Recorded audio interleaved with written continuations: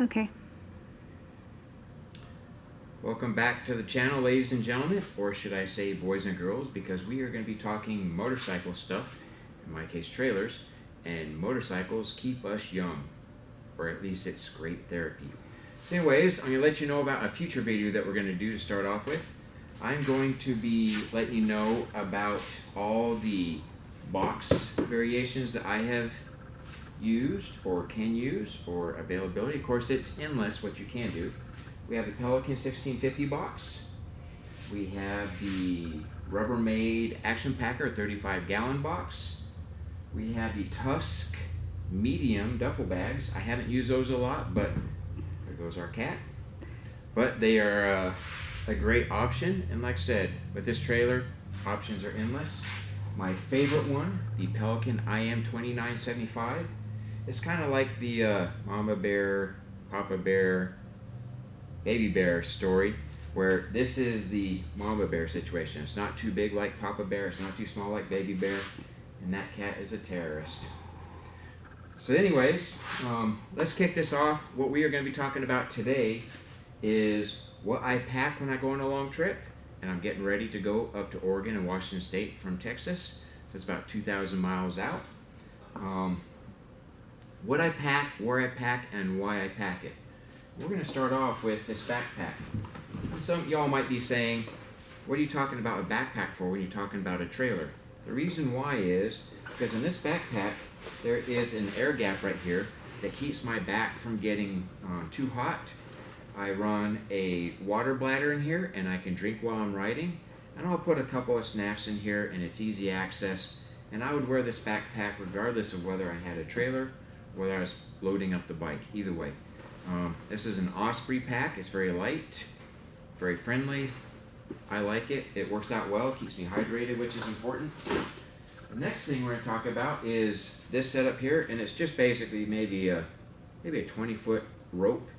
And where I normally store this is on the front of the trailer. I'll attach it to the handle of the box, because I really don't care if it gets wet or muddy. It's for emergency use. It works out well for that.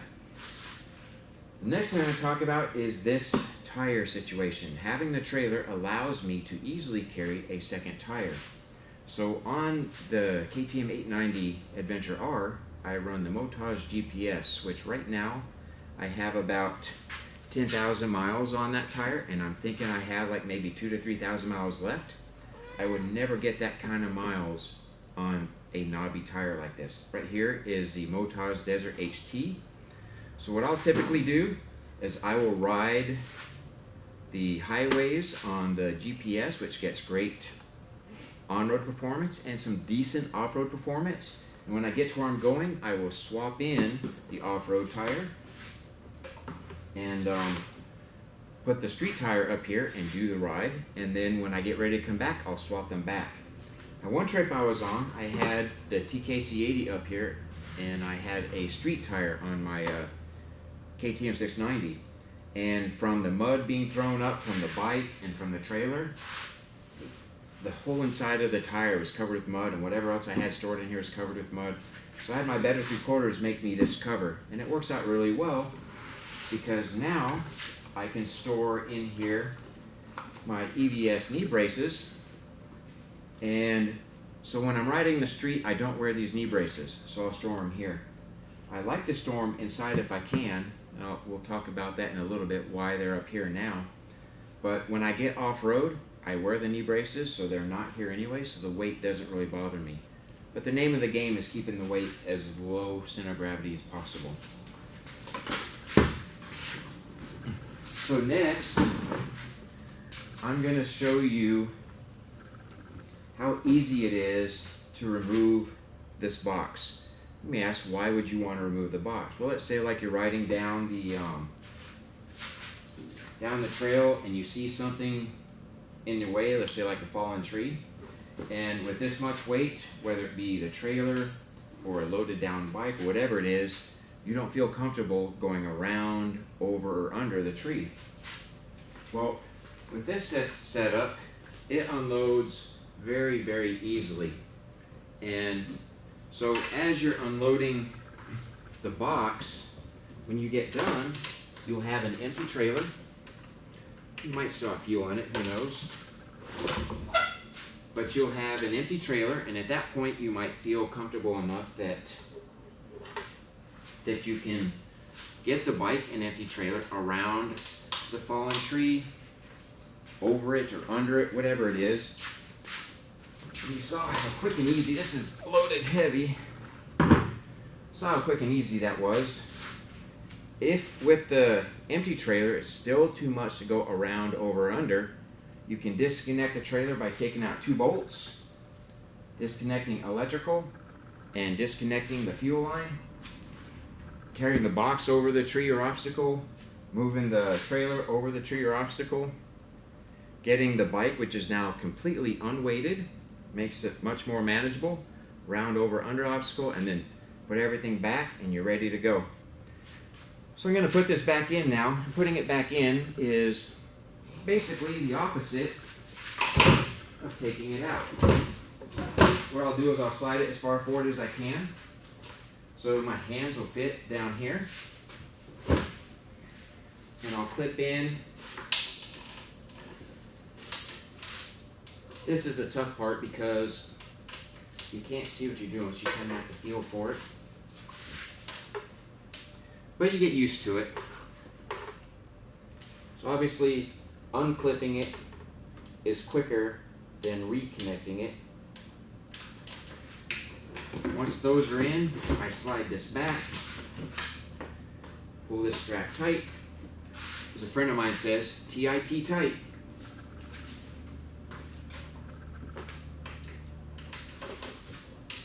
This one right here is a little bit more difficult because the fuel filler net is right there. Pull that one tight. And now you can see how firmly the box is held into place. So right now I have the hinge to the box on this side. I like it on this side because when the bike is on the side stand, the trailer leans over this way, and when you open up the lid, it opens up further, so it takes more wind to close it. All I have to do to put it around the other way is just to set it in, and you strap it in the same way. But when the hinge is on this side and it opens up that way, and it's leaned over, it's borderline. It doesn't take much wind to blow it over, so I choose to have it this way. This means that when I get off the bike, set it on the side stand, I have to walk around, but it keeps the lid from falling on me. Now I'll give you a look-see at what's inside. Now this is pretty much packed the way that I would, that I'm going to be packed for going on the Oregon trip. About the only difference is I have the tool bag up high because I want to talk about that first. Normally it would be as low as possible because it's heavy.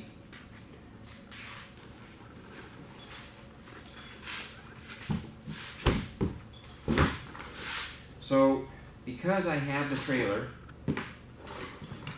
handles the weight so well, I am carrying more weight, more tools than what I would normally carry.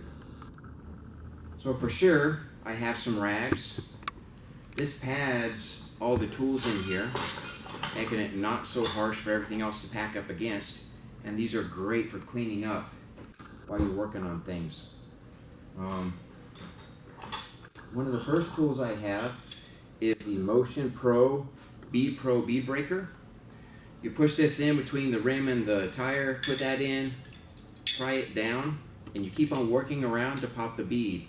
What this does is it's very light, so now I don't have to mess with the side stand to try to break the bead or some other awkward way of breaking the bead. This is an easy way of doing it. On this side, I have tire irons. I don't typically use these to break or to remove and install tires. I like to use these. These are plastic tire irons, and I can hear you saying already, what? I like using plastic tire irons because they don't scratch the rims. They're fairly light. They are a little bit more bulky, but it doesn't matter because I have the space.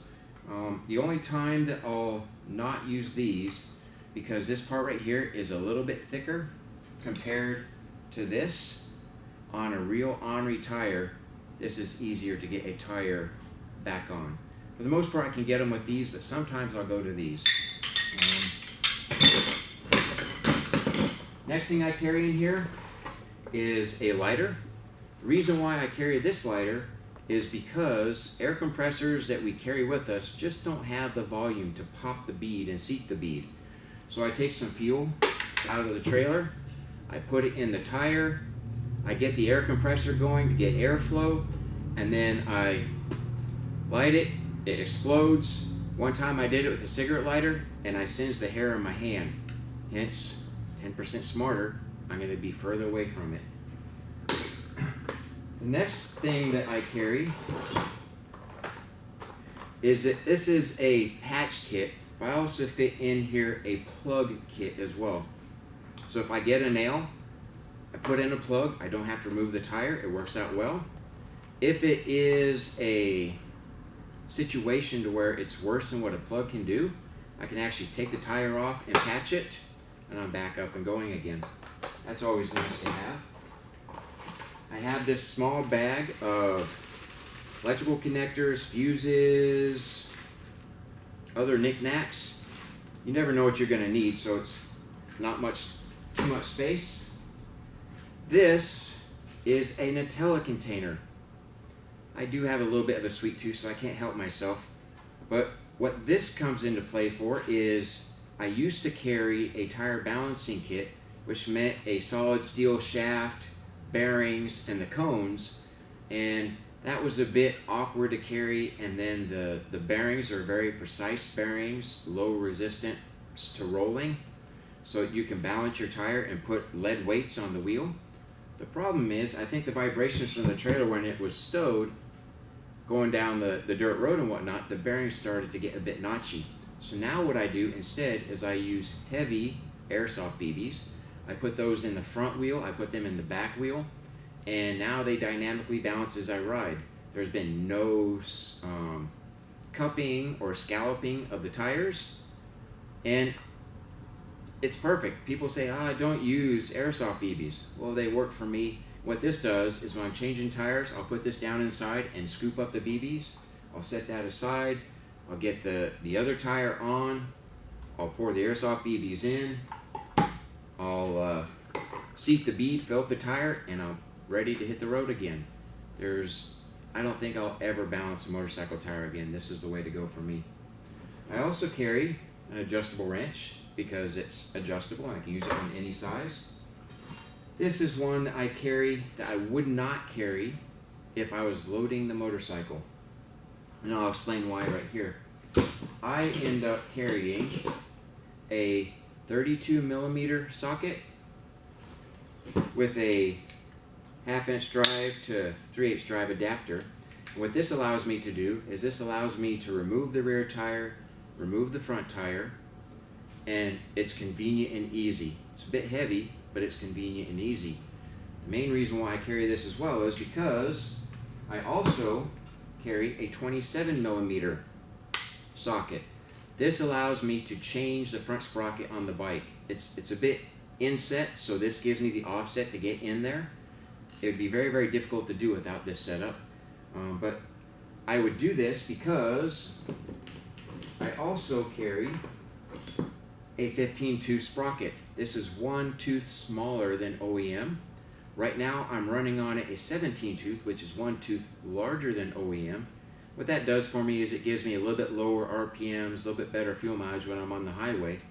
When I get to where I'm going, if I'm going to be doing some technical stuff, when I change the rear tire to the off-road tire, I can put this sprocket on. The same chain is used, so I don't have to carry an additional chain. So that's one reason why I carry this ratchet, is because it allows me to do a lot of things that would be difficult otherwise. I also carry a 15/16 socket.